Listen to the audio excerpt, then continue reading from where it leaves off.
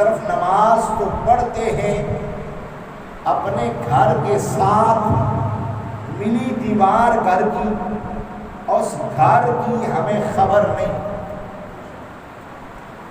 اور ہم نماز تو پڑھتے ہیں اپنا جو ہمارا پڑوسی ہے وہ ہمارے ہاتھوں کی ایذاؤں سے محفوظ نہیں۔ نماز تو ہم پڑھتے ہیں لیکن ہمارا ساتھ والے گھر والا ہماری زبان کی تکلیف سے محفوظ نہیں، پھر کیا فائدہ اس نماز کا؟ علماء فرماتے ہیں 40 دن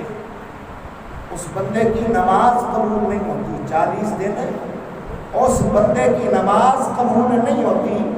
کہ جس کا پڑوسی اس کے شر سے محفوظ نہ ہو۔ اب قابل توجہ بات، تھوڑے سے ٹائم میں انشاءاللہ میں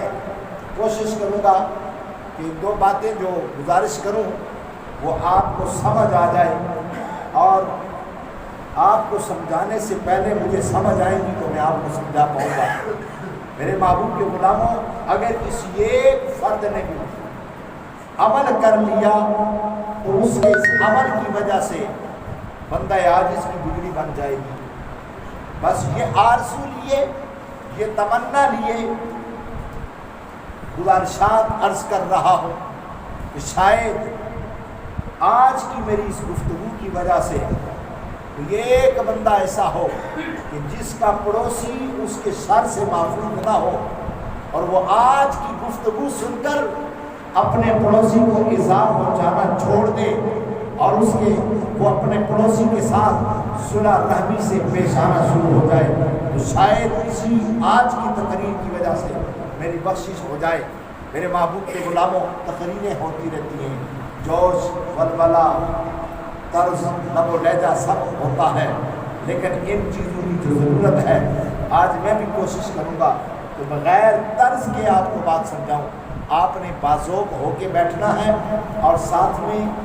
اپنے کانوں کو پوری طرح سے میری طرف رکھنا ہے، متوجہ رکھنا ہے۔ میرے محبوب کے غلاموں، حضور رحمت کائنات، مخبر صادق، نبی معظم، آمنہ کے لال، عبداللہ کے جان، اللہ کے جان، امت کے غمخوار، امام الانبیاء صلی اللہ تعالیٰ علیہ وآلہ وسلم نے بہت سارے پڑوسیوں کے حقوق بیان فرمائے، اور ایک روایت میں ہے امام الانبیاء علیہ السلام نے قسم اٹھا کے فرمایا،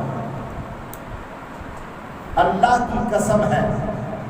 واللہ لا یؤمن، 3 بار حضور نے یہ الفاظ کہا، واللہ لا یؤمن، واللہ لا یؤمن، واللہ لا یؤمن۔ صحابہ بیٹھے حضور کے سامنے، میرے آقا کے غلام بیٹھے ہیں، حضور علیہ السلام نے جب 3 بار یہ ارشاد فرمایا واللہ لا یؤمن، اللہ کی قسم، وہ شخص مومن نہیں۔ صحابہ عرض کرتے ہیں، قیل یا رسول اللہ صلی اللہ علیہ وسلم، یا رسول اللہ صلی اللہ علیہ وسلم، کون سا شخص، کس کے بارے میں آپ ارشاد فرما رہے ہیں کہ وہ مومن نہیں؟ امام الانبیاء علیہ السلام نے فرمایا، میرے غلاموں، وہ شخص مومن نہیں ہے، وہ شخص مومن نہیں ہے کہ جو رات بھر پیٹ بھر کے کھا پی کر سو جائے اور اس کو پتہ ہو کہ اس کے ساتھ والے گھر کے جو اس کا پڑوسی ہے وہ بھوکا سویا ہے، اور یہ پیٹ بھر کے کھا پی کر سیر ہو کر یہ خبر رکھتے ہوئے بھی کہ اس کا پڑوسی بھوکا سویا ہے، وہ سو گیا، امام الانبیاء علیہ السلام فرماتے ہیں وہ مومن نہیں ہے۔ ذرا اس زاویے میں دیکھیے آج ہمارا کیا حال ہے، ہم کس سمت جا رہے ہیں، ہم کتنا اپنے پڑوسیوں کا خیال رکھتے ہیں۔ امام الانبیاء علیہ السلام نے فرمایا، پڑوسی ایسا ہے کہ جیسا آپ کا حقیقی بھائی ہے۔ روایت میں پڑھ رہا تھا امام الانبیاء علیہ السلام کی، جبرائیل امین حضور علیہ السلام کے پاس آئے اور پڑوسی کے متعلق وصیت کر رہے ہیں۔ امام الانبیاء علیہ السلام نے فرمایا جبرائیل وصیت کر رہے تھے، قابل توجہ بات ہے۔ آقا کریم علیہ السلام فرماتے ہیں کہ میں یہ خیال کر رہا تھا کہ جبرائیل شاید آج وراثت میں سے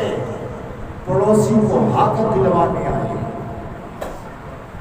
یعنی اس قدر جبرائیل حضور علیہ السلام کو وصیت کر رہے ہیں، اور آقا علیہ السلام اپنے غلاموں کو، صحابہ کو وصیت فرما رہے ہیں، اس قدر وصیت فرما رہے ہیں کہ حضور علیہ السلام نے پھر جب صحابہ کو وصیت فرمائی، وہ آقا کو غلام عرض کرتے ہیں ہم نے یہ خیال کیا کہ آج آقا کریم علیہ السلام جس طرح پڑوسیوں کے حقوق کو بیان فرما رہے ہیں تو شاید وراثت میں پڑوسیوں کا حق شامل ہو۔